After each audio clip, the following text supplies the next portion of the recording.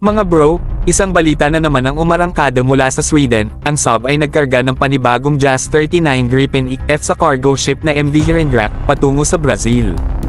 Ito ang pinakabagong chapter sa kwento ng paglawak ng kapangyarihan ng Gripen sa buong mundo. Pero teka mga bro, hindi pa sigurado kung ilang Gripens ang nasa barko at kung anong variant ang eksaktong ipapadala. Masyadong tahimik ang impormasyon, kaya tila isa itong misteryo na ating susubaybayan. Ang ganitong klase ng secrecy ay madalas natin makita sa mga high-stakes na defense deals tulad nito.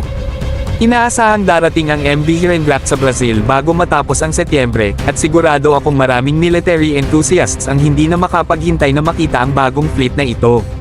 Para sa Brazil, isang malaking hakbang ito tungo sa pagpapalakas ng kanilang Air Force, at walang duda, magiging mas matindi ang kanilang air defense capabilities sa pagdating ng mga Gripen F. Ang kahalagahan ng ganitong mga developments ay hindi lang para sa Brazil mga bro. Isipin nyo na lang kung gaano kaimportante ang pagkakaroon ng modernong Air Force sa mga bansang tulad ng Pilipinas. Ang pagkakaroon ng mga cutting-edge fighters tulad ng Gripen ay hindi lang tungkol sa pagiging handa sa anumang banta, kundi simbolo rin ito ng isang matatag na bansa na handang protektahan ang kanyang teritoryo. Kaya, habang hinihintay ng Brazil ang pagdating ng kanilang mga bagong laruan, tayong mga Pilipino ay dapat din manatiling informed at handa. Sino ba ang hindi mag-iisip na magkaroon din ng ganitong uri ng air asset?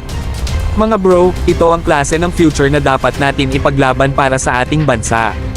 Marami pa tayong aasahang development sa mundo ng defense at security.